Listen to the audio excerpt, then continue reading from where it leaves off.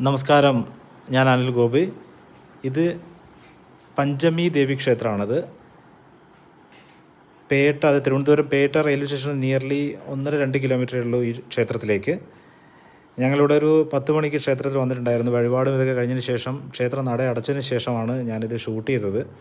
അപ്പോൾ അതുകൊണ്ട് ഒന്നാമത് ക്ഷേത്രം നട തുറന്നിരുന്നെങ്കിലും അതിനകത്ത് ഷൂട്ട് ചെയ്യാനൊന്നും പെർമിഷൻ ഇല്ല. ഞാൻ പിന്നെ ഇതിൻ്റെ വഴിയുടെ 1-2 കാര്യങ്ങൾ ഓരോരുത്തർ ചോദിക്കുന്നുണ്ടായിരുന്നു, എങ്ങനെയാണെന്നുള്ള ഡീറ്റെയിൽസ്. പലതിലും വഴി വീതി കുറവാണ്, ഇങ്ങനെയൊക്കെ പറയുന്നുണ്ടായിരുന്നു. ശരിക്കും പറഞ്ഞാൽ അത്യാവശ്യം വണ്ടി കയറുന്ന വഴി തന്നെയാണ്. അതിൻ്റെ ഡീറ്റെയിൽ വീഡിയോ ഞാൻ ഇതിനകത്ത് ഇടുന്നുണ്ട്. അത് കണ്ടാൽ നിങ്ങൾക്കത് മനസ്സിലാവും. ഇതിൻ്റെ ടൈം, അതായത് ഇവിടുത്തെ നട അടയ്ക്കുന്ന സമയം എന്ന് വെച്ച് കഴിഞ്ഞാൽ രാവിലെ 10:30-11 മണിക്കകത്ത് നട അടയ്ക്കും.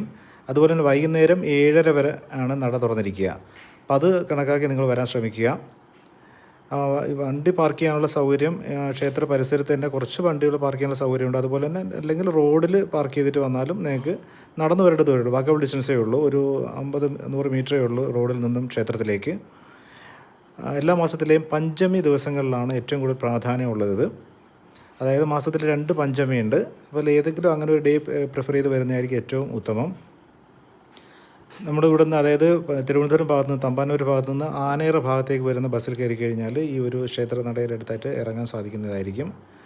അല്ലെങ്കിൽ ഓട്ടോ പിടിച്ചാണെങ്കിൽ നിയർലി പേട്ട വരെ ബസ്സിന് വന്നിട്ട് അവിടെ നിന്ന് ഓട്ടോ പിടിച്ച് വരുന്നതും സൗകര്യമായിരിക്കും.